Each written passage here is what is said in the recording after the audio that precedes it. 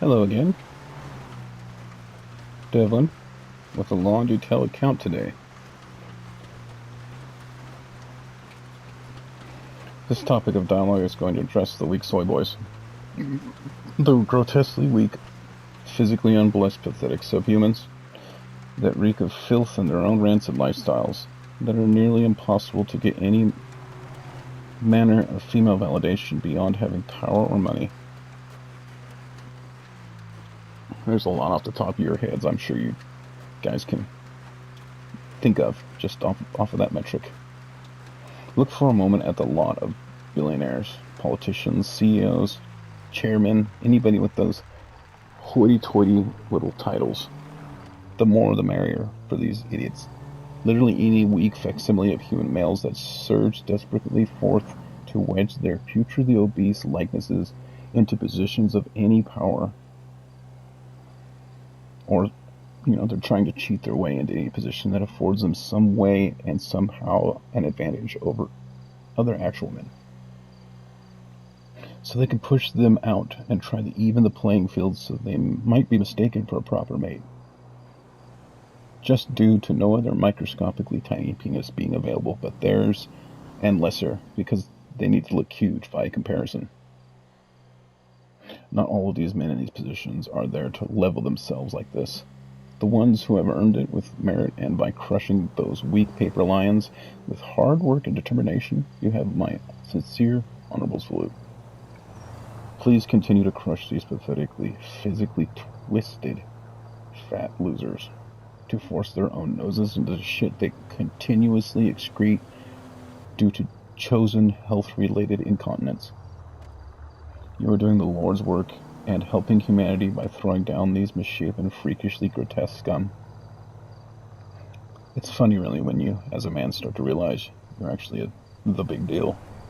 The moment you hold your head high, have any self-esteem, smile, or just generally get good at anything, these gross subhumans will fly at you shrieking from all angles in efforts to shoo you away as if they are a bunch of animalistic baboons protecting what they see as a harem of females that they look after. They're their females. These base simians cannot move beyond this mindset and will rage and screech and claw and cheat to ensure you do not compete with them by merely not being a skinny, disgusting, acne-covered bundle of bird-like elbows and knees with a feminine bone structure and balding hair, or a fat reeking slob who cannot be bothered to do anything physical due to being unable to even properly look after their own hygiene. You see, they project their stupidity and ignorance and spray their own reeking cancerous flatulence upon women and the world, and try their hardest, which isn't very hard, to do the very least and still remain genetically fit due to an artificial process of elimination.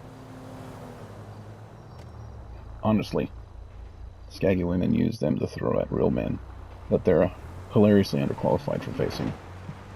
The moment men like us turn them down, and these weak, pathetic betas know this, but they're still in it. They're still in it for the punani.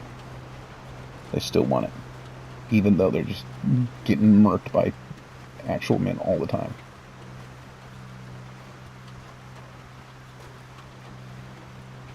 But then virtual spaces came to be, and your skinniest bird neck, long-haired bald freak, and fat-reeking neckbeard with a fedora realized that they could dominate in a place that did not require physicality, and never have to answer for it due to staying anonymous. And the superficial dynamic changed, and due to just how superficially oriented a female is, that's enough for 90% of them. To a point. But sadly, the beta can not win. They'll have this virtual little coven of freakish harpies that they cannot touch because they'd rather die, and will be manipulated and shrieked at to do their ridiculous bidding. And these same harpies will secretly still froth and lust at the idea of a real man. Us. And some will unknowingly be cuckolded because they'll go behind these disgusting freaks' backs because they crave us in spite of all their pathetic efforts to subvert expectations and lower the standard to the very bottom. That's where they are. These pathetically, freakishly unfit scum strive to subjugate everything merit-based, and simply cannot win because they cannot even physically wipe themselves half the time. And this is pitiable until the moment you realize that they had to slowly get to this point and accept it as their homeostatic level, instead of simply taking a little bit of time just to look after themselves. Or they simply refuse to work out to get bigger and accept being what appears to be a coat hanger with the Halloween costume of an orc stretched over absurdly. This rant, of course, excuses those genetically unfit due to nature's morbidly unfunny humor, we'll call it. Those that have glandular problems and ailments that force this are not betas. They are sometimes even stronger than the alphas when you think of what they have to do every day just to live. That is strength. That is perseverance. That is determination worthy of men. Imagine looking at these gross beta freaks as someone who cannot help their plight due to biological factors they cannot control. A person with an actual glandular problems seeing these 400-pound slugs on scooters that could easily just be normal size if they gave a damn, but refused to stop eating like a dumb puppy, taking up their means of conveyance because of puerile, animalistic gluttony. Or a man with an actual inability to gain muscle mass, or stuck in the condition of MS, muscular degeneration, to where they are imprisoned in their own bodies and a wheelchair and cannot speak, seeing these scrawny scumbags just let themselves be disgusting basement-dwelling goblins with the freedom they take for granted. Or the people who need and deserve help for ailments that cannot, because all the hospital beds are taken up by freaks who cannot choose but to live an unhealthy life, even if it costs society they live in top dollar to keep them alive for absolutely no return, net negative. They choose this. They ravage through food and produce volumes of mostly liquid feces, while other entire families could eat for a day on their huge lunches and snacks. They waste food at ridiculous tonnages. They push people and men who are competent out of jobs using subterfuge and dog whistling to get their way. They literally try to do everything but actually play the game. And in spite of all this, they think they are entitled to reproduction, even though they choose to be a genetic version of no. They choose this life of wretched, reeking, freakish, underachieving ignorance, and literally suffer in real time as a result of their actions, and still choose to, because they simply cannot be bothered to live any other way due to how truly incompetent they are at simply being something that passes as human. So they get nihilistic and blame everyone else for how utterly vile they truly are, instead of facing it like a man and fixing themselves. They would rather rot in real time with wretched sores and infectious flesh and do nothing but just sit and rot and slowly fester until they die of their own causes, not natural causes. It's literally the cowardly, gluttonous, self-serving suicide. They are the bane of modern society and women. They will force themselves on anyone who gives them any attention with a desperate thirst that mirrors their own self-serving, weak attitudes. Any female that gives them any attention, and these freaks are utterly infatuated with them, and readily would stand in line to be eaten by these cannibalistic fee-fails, thinking they are going to get lucky. They reek of many things, but weakness, by far as a man, is what you shall be truly assaulted with in their company. They are the reason and the driving force behind feminism. They are the foot soldiers because they will debase themselves into anything for female attention, and feel like they are owed access to a female's nethers the moment they start trying to simp for them and stand up for them, and often will take it if they can. And if they can get the female alone with them, which is impossible due to how inhumanly grotesque they choose to be, due to laziness and weakness. These weak men are run by fear, first and foremost, then desperation due to problems they cause themselves but are too monumentally stupid to own these problems and fix them, instead of choosing to blame anything but themselves. They are living a hellish, stinking life of darkness, and the internet and positions of bureaucratic power they flock to, coveting the unrealistic influence it provides them without ever having to truly improve their lot, yet also being allowed to do this mocking satire of manhood as a result of their very existence, when in reality nobody has to heed their stupidity and freakish lusts, and they cannot physically do anything about anyone who refuses their pathetic control attempts. They are nothing but what they are allowed to be by people who are makers, doers, go-getters, and real men who produce profit by sweat and blood, and should be thrown right into the gutter so they can have their suspected reality become defined and know their place due to being unable to bother to even help themselves. You see, they choose to ruin things of masculinity and sneer enviously at those who have an amount of self-control and try their hardest to seem like they are real men online, when they are so scared of the nightmare they literally choose to live in that they convince themselves of the lie that they could become it if they simply gave a single shit, but are so weak mentally that they could never truly be, due to lacking any drive beyond desperation and fear. These beta males are the problem and the reason things between actual men and females have turned so sour. They gave the feminists a huge overreach because they hope they can get laid. They'll sell their freaking mothers to do this. They give the LGBT all this influence because they think the girls that this group is trying to subvert will think they are sensitive and magnanimous because said girls idolize these freaks. And that's due to the other men in their lives being these disgusting soy-infused male parodies.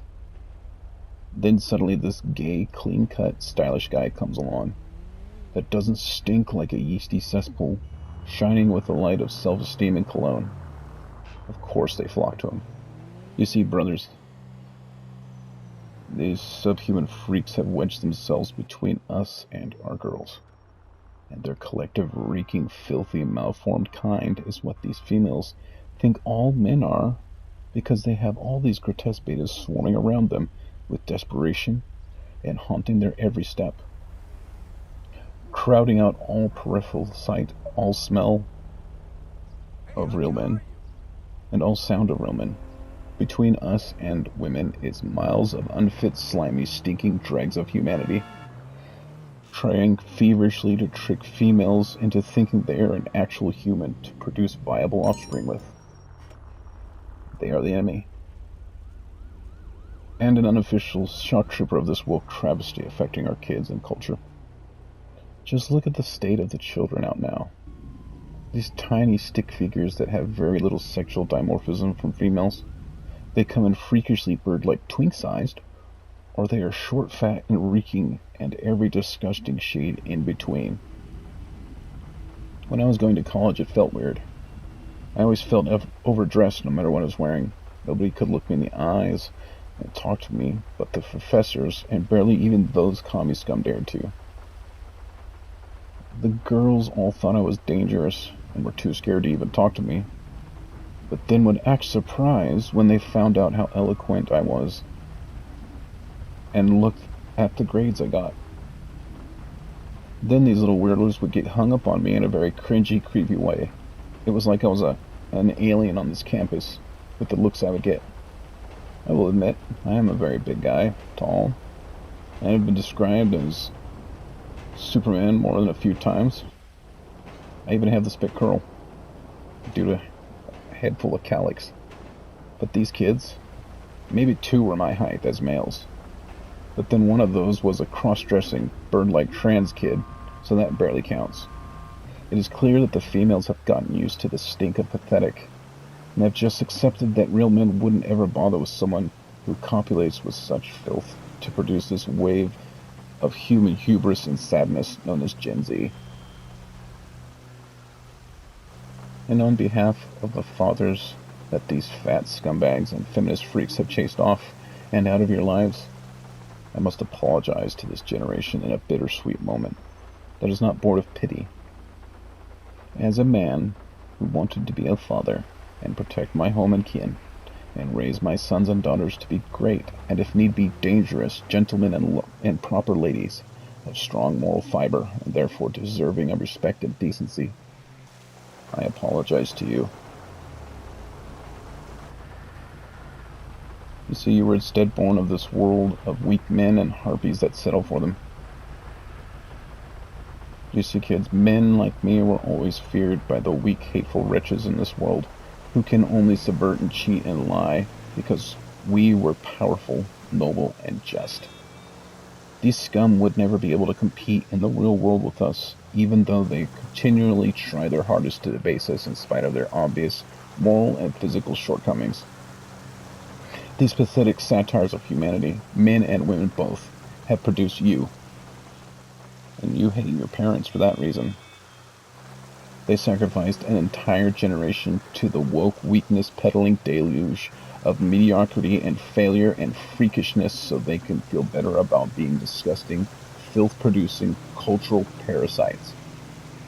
You see, kids, you are born of misery loves company, and this is why you hate your family. And as a result, your country too, in spite of the fact that it's the freaks like your parents in power that you truly hate, but are raised to embrace the suck and listen to the freaks as they point to us real men and good women and screech their hatefulness to make you attack us in our land. Using you, their kids, and our kids who got indoctrinated by these education systems as shock troopers because they wouldn't dare fight us without mindless minions to die for their belief instead of their collective weak, quivering, unwashed masses being put on the line. Here we are.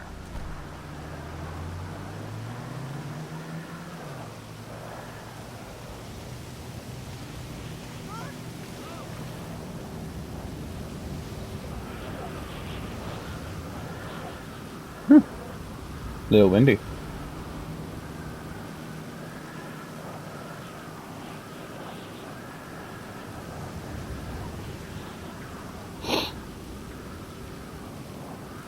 I apologize to you that you may realize that from the system you are born of will not apologize to you.